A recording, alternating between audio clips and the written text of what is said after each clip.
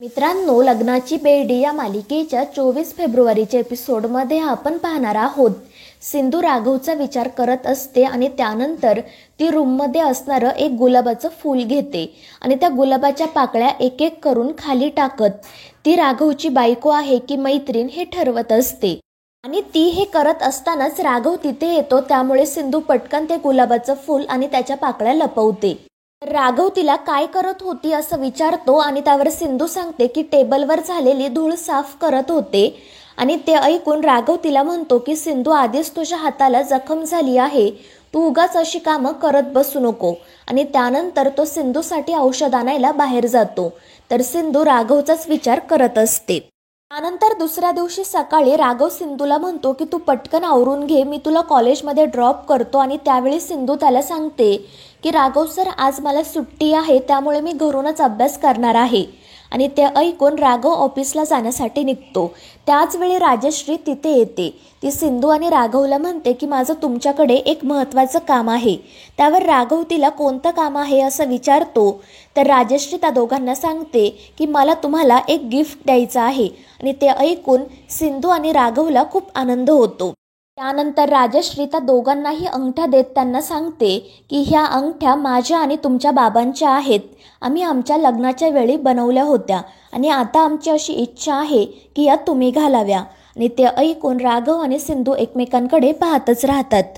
राघव त्या अंगठ्या पुन्हा राजश्रीकडे देत म्हणतो की आई, या सगळ्याची काही गरज नाही. या अंगठ्या तुझ्या आणि बाबांच्या आहेत, त्या तुमच्याकडेच राहू द्या. जेव्हा मला आणि सिंधूला गरज असेल तेव्हा आम्ही तुमच्याकडून नक्की मागून घेऊ, मात्र आता या तुमच्याकडेच राहू द्या. मात्र राजश्री त्याचं काही ऐकून घेत नाही. ती राघवला म्हणते की माझी आणि तुझ्या बाबांची अशी इच्छा आहे की आता या अंगठ्या तुम्ही दोघांनी घालाव्या. मात्र राघव आणि सिंधू या गोष्टीसाठी तयार होत नाही. त्यामुळे राजश्री नाराज होते. नकळतपणे तिचे डोळे भरून येतात. आणि ते पाहून सिंधू पुन्हा एकदा तिच्याकडून त्या अंगठ्या घेते आणि तिला म्हणते की ठीक आहे आई, मी आणि राघव सर या अंगठ्या नक्की घालू. आणि ते ऐकून राजश्रीला खूप आनंद होतो. आणि त्यानंतर ती लगेच राघव आणि सिंधूला एकमेकांना त्या अंगठ्या घालायला सांगते.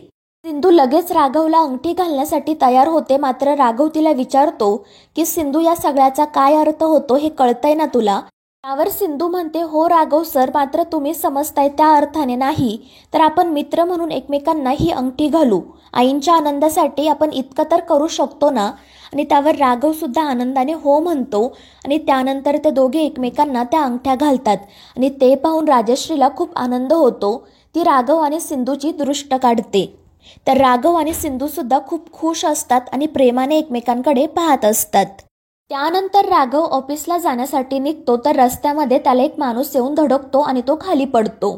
तर राघव त्या माणसाकडे पाहतच राहतो आणि त्यानंतर त्याला हात देऊन उठवतो. तर तो माणूस दुसरा तिसरा कोणी नसून राघवचा कॉलेजमधील मित्र सदानंद असतो. आणि राघव लगेच त्याला ओळखतो आणि मिठी मारतो. तर राघवला पाहून सदानंदलाही खूप आनंद होतो. राघव त्याची चौकशी करत विचारतो की सदा, अरे कुठे होतास तू? किती वर्ष झाली आपण भेटलोच नाही. मात्र सदा खूप घाई गडबडीमध्ये असतो. तो राघवला म्हणतो की राघव, मी तुला सर्व काही नंतर सांगतो, मात्र आता मला जाऊ दे. आणि त्याच वेळी पोलीस तिथे येतात आणि त्यांना पाहून सदा पटकन तेथून पळून जातो. तर पोलीस सदाचा पाठलाग करत असतात आणि ते पाहून राघवला धक्का बसतो. तो इन्स्पेक्टरला थांबवत विचारतो की हा सगळा काय प्रकार आहे? तुम्ही नक्की कोणाचा पाठलाग करताय? त्यावर इन्स्पेक्टर सांगतो, सदानंदचा. तो एक मोस्ट वॉन्टेड क्रिमिनल आहे आणि अनेक देशद्रोही कारवायांमध्ये त्याचा सहभाग आहे. आणि हे सर्व ऐकून राघवला तर मोठा धक्का बसतो. तर इन्स्पेक्टर त्याला सांगतो की गेल्या 2 वर्षांपासून सदानंद फरार होता.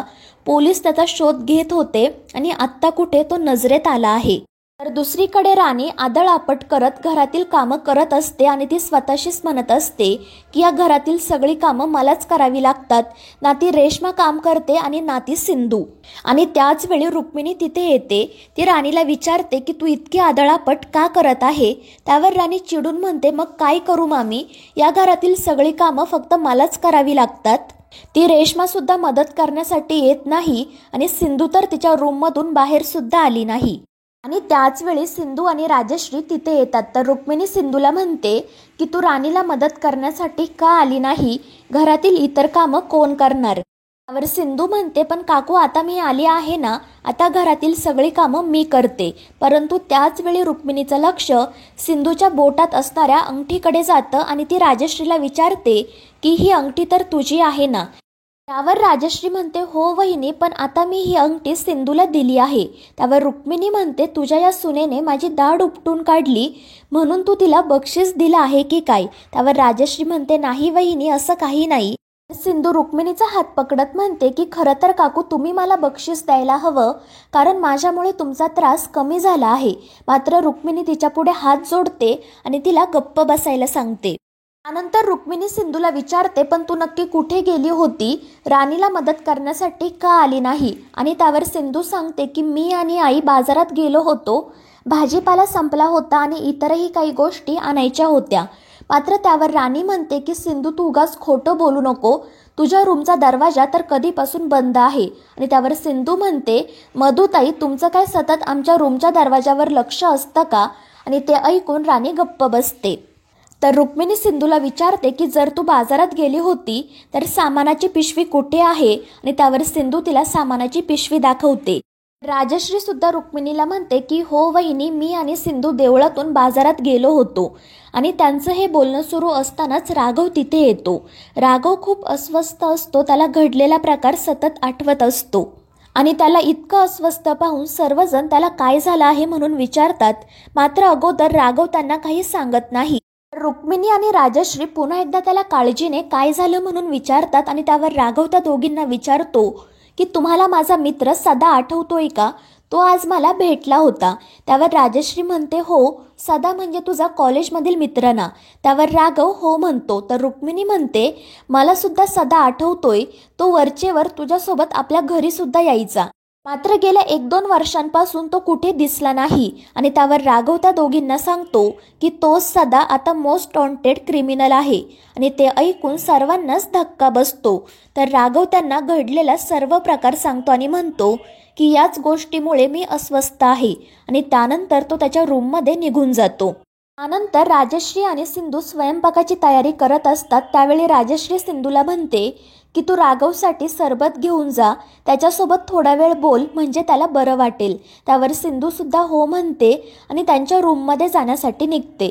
मात्र त्याच वेळी राणी तिथे येते आणि ती सिंधूला थांबवत म्हणते की या सगळ्याची काही गरज नाही, कारण मी आत्ताच राघवला भेटून आले आहे आणि तो मला म्हणाला की मला कोणासोबतही काही बोलायचं नाही, मला थोडा वेळ एकटं राहू द्या. त्यावर सिंधू म्हणते, पण मधुताई जर मी राघव सरांसोबत बोलले तर त्यांना नक्की बरं वाटेल. मात्र राणी म्हणते की सिंधू तुला एकदा सांगितलेलं कळत नाही का, तुझ्यापेक्षा जास्त मी राघवला ओळखते. आणि त्यानंतर त्या दोघीजणी राघव सिंधूसोबत बोलेल की नाही या गोष्टीवरून पैंज लावतात.